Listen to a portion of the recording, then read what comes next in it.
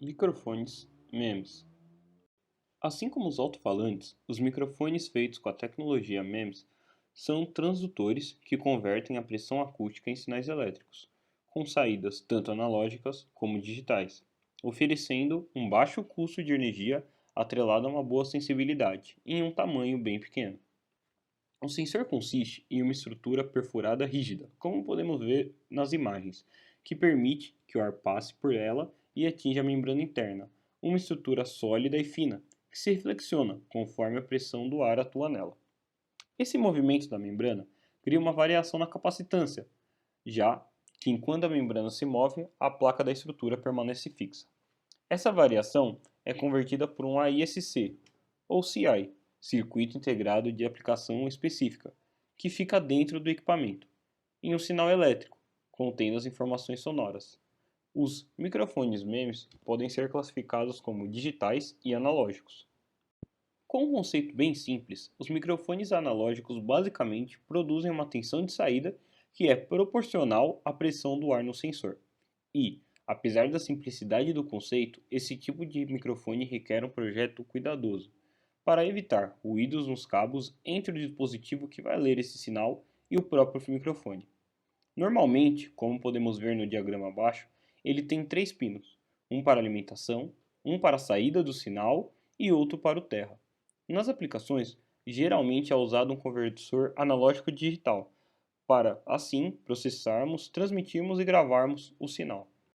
Já os modelos digitais possuem saídas que alternam entre os níveis lógicos alto e baixo, onde a maioria deles usam modulação por densidade de pulso para converter o sinal lido em sinal digital. Como a densidade de pulso é proporcional à pressão de ar no sensor, a largura do pulso é lida de forma constante e o sinal do tempo entre os pulsos é codificada, produzindo os bits em um sinal superamostrado.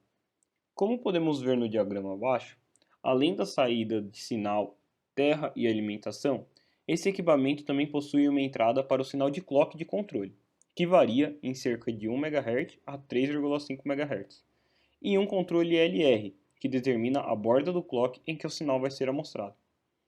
As saídas são relativamente imunes a ruídos, porém, incompatibilidades de impedâncias e capacitâncias parasitas entre o microfone e o dispositivo que vai realizar a leitura do sinal de saída podem causar distorção. Os microfones precisam ter um orifício na embalagem para permitir a entrada do som, e esta pode estar tanto na tampa, a parte superior, quanto na parte inferior, na placa onde é montado o circuito. A membrana do sensor divide o microfone então em duas regiões.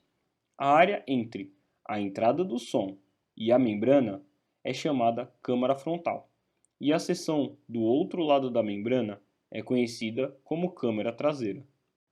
Nos modelos com a membrana sob a entrada de ar, temos uma câmara traseira maior e uma câmara frontal menor, o que facilita a movimentação da membrana, melhorando a sensibilidade do microfone e permite uma relação sinal-ruído mais alta.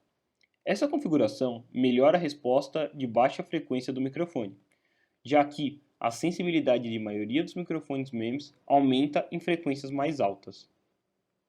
Esse aumento na sensibilidade é causado pela interação entre o ar na entrada do som e o ar na câmara frontal do microfone.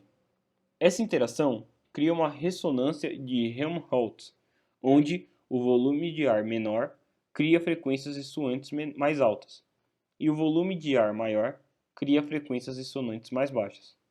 O sensor do microfone é montado diretamente sobre a entrada de som na maioria dos microfones de porta inferior, o que resulta em uma câmara frontal relativamente pequena e em uma frequência central alta para ressonâncias de Helmholtz.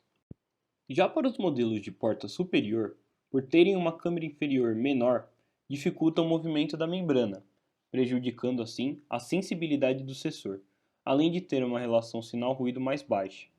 O maior volume de ar na câmara frontal diminui a frequência ressoante, prejudicando a resposta a altas frequências do microfone. Por essa questão, esse modelo tem um desempenho inferior ao anterior. Além do uso como microfones de gravação ou lapela, muitos equipamentos do nosso dia a dia utilizam esses microfones, como tablets, celulares, fones de ouvido e sistemas de medição de ruídos. O crescimento de uso dos microfones MEMS também está atrelado pelo uso crescente de dois ou mais microfones em produtos para permitir o recursos como gravações de vídeo, cancelamento de ruídos e formação de feixes. A título de curiosidade, podemos ver o tamanho do microfone MEMS na imagem abaixo com relação a uma entrada P2.